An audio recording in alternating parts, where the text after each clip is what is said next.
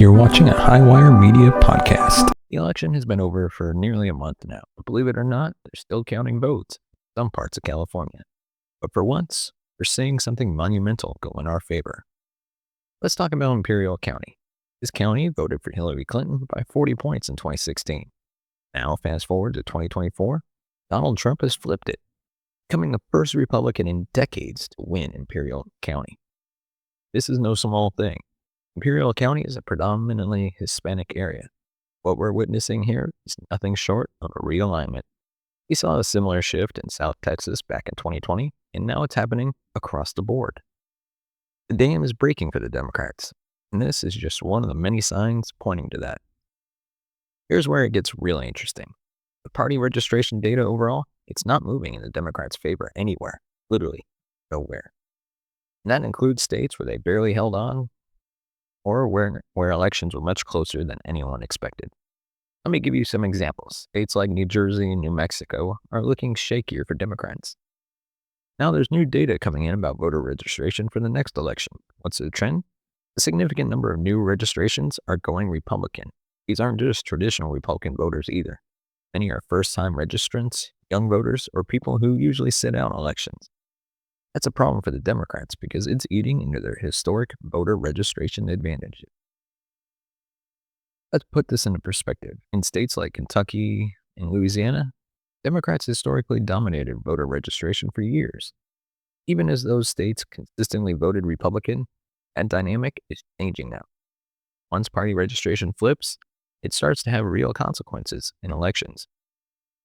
Take Florida, for example. In 2020, Republicans overtook Democrats in voter registration. That advantage translated into big wins. It wasn't just Florida, though. Pennsylvania and Arizona also showed similar trends. Critics dismiss this as just McCain Republicans, but the data shows it's so much bigger than that. These are largely newly registered Republicans, and this trend is impossible to ignore, happening across the board, even in places like Nevada. So what's driving this shift? Well, it's not just demographics. Let's take New Mexico as a case study. 2020, Donald Trump came within 55,000 votes of flipping the state. That's a big improvement from 2016 when he lost it by over 100,000 votes. What changed? For one, Republicans have gained a decent amount in voter registration. Not a landslide, but enough to close the gap significantly, and it's happening now. Since November, Republicans have added a net 9,000 new registrations in New Mexico. To flip the state, they'd need just 46,000 more over the next 4 years. If you break it down, that's about 10,000 registrations a year, less than 1,000 a month. This is an achievable goal, especially when you consider the momentum we're seeing on the ground. The lesson here is clear. The work doesn't stop when the election ends. Ground game matters. The real story in New Mexico isn't just about raw numbers, about who is switching sides. Hispanic voters, Native American voters, white working class voters are all moving to the right. And even in urban areas like Albuquerque and Santa Fe, the numbers are shifting. Take Bernalillo County, for example. That's the state's largest vote center. Even there, the county moves slightly to the right in this election.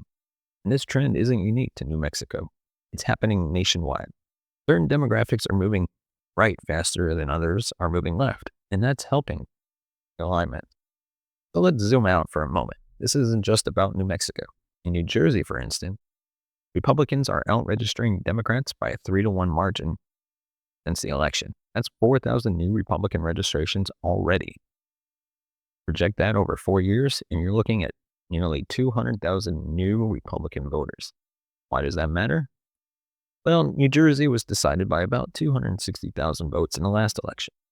Republicans can maintain this momentum. They can make New Jersey competitive in the near future. That's a state with a sizable population that most people assume was solid blue. So what does all this mean for the 2024 election and beyond? Well, it's clear that Republicans are building a coalition that's built to last. This isn't just about one election cycle. It's about reshaping the map for a generation. Look at Arizona. Before 2020, Democrats chipped away at Republican advantages, but now the trend has reversed. Nevada, same story. If Republicans can flip a state like New Mexico or New Jersey, it adds crucial padding to their electoral map. Let me explain how significant this could be.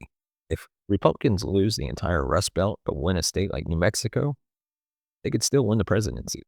And there's no guarantee they'll lose the Rust Belt either. Those states still in play. This brings us to the Democrats. Where do they go from here? Their party is bleeding support from key demographics, and they don't seem to have a clear plan to stop it. Take Florida as an example. Once the dam broke there, Democrats lost their competitive edge. Same could happen in Arizona or Nevada if they're not careful.